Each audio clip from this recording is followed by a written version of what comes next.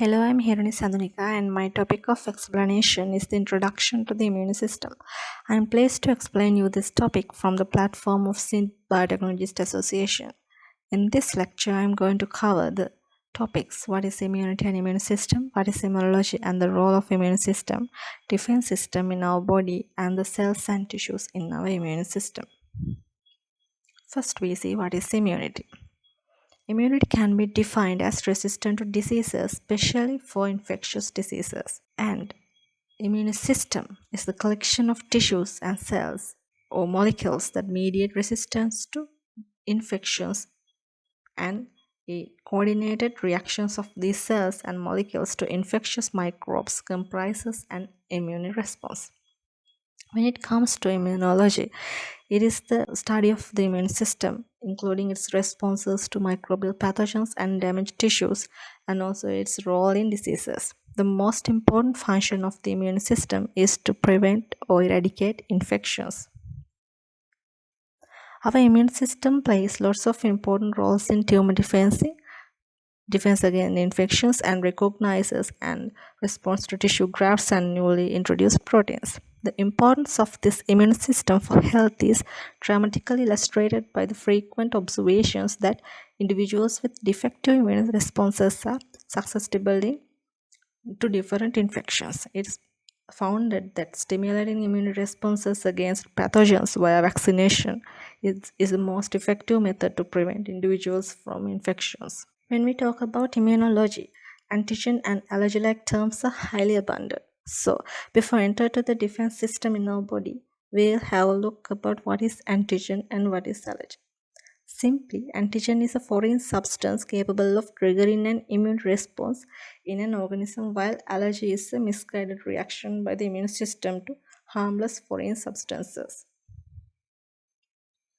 When it comes to the defense system in our body, it is mainly grouped under innate immunity and adaptive immunity. In this picture, you can see what is innate immunity and adaptive immunity and the composition of it.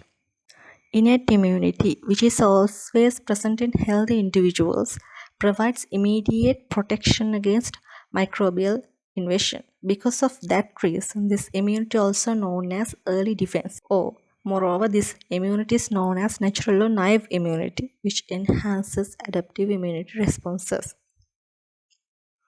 When it comes to adaptive immunity, it is also known as acquired immunity or specific immunity, which develops more slowly and provides more specialized defense against infections. This immunity required expansion and differentiation of lymphocytes in response to microbes before it can provide effective defense. That means it adapts to the presence of microbial invaders, right? This adaptive immunity are two types, as humoral immunity and cell-mediated immunity. When we talk about humoral immunity, it is mainly mediated by antibodies produced by B lymphocytes. B lymphocytes secreted antibodies enter to the circulation and neutralize the microbes or antigens present outside host cells.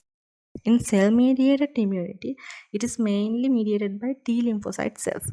T cells recognize antigens displayed by the antigen present in cells like dendritic cells, macrophages, like things, and destroy them via different mechanisms. Right? When we talk about active and passive immunity, we can say like that, this way. Right? Immunity of an individual can be induced by two different ways, known them as active immunity and passive immunity. If the immunity of an individual induced by injection or vaccination, it is the active immunity. Right? This induction develops resistance to later infection by the same pathogen. But in passive immunity, it is somewhat different from active one, because in passive immunity, individuals receive antibodies or cells from another individual already immune to an infection. But this immunity doesn't induce long-term resistance to the infection like active immunity. So this immunity is temporary. In our immune system, there are different types of cells present in our body, and they have a wide variety of roles in host defense. There are lymphocytes like B lymphocytes and T lymphocytes, which are specific in antigen recognition. Specifically, B lymphocytes are the mediators of humoral immunity, while T lymphocytes act as mediators of cell-mediated immunity. Other than lymphocytes, there are antigen present in cells like dendritic cells, macrophages, B cells, follicle, and dendritic cells in our immune system, which are engaged in capturing antigens for display in for lymphocytes. In here, dendritic cells initiate T cell responses.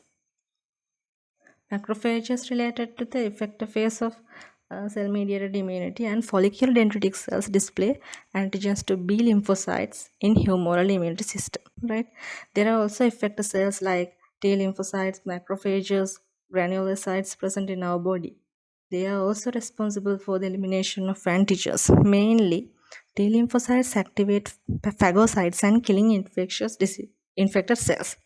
Macrophages phagocyte and killing microbes, and granulocytes also kill microbes like that way, right? Tissues of our immune system consist of generative lymphoid organs in which T and B lymphocytes mature and become competent to respond to antigens, while peripheral lymphoid organs initiate immune response to microbes.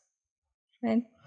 As example, generative lymphoid organs like bone marrow and thymus are present inside our body, while spleen, lymph node like peripheral lymphoid organs are present in our immune system. Right?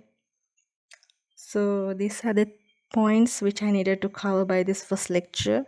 I hope you have learned something new from this lecture, and if you have any queries, let us know or comment on the comment section. So thank you for listening.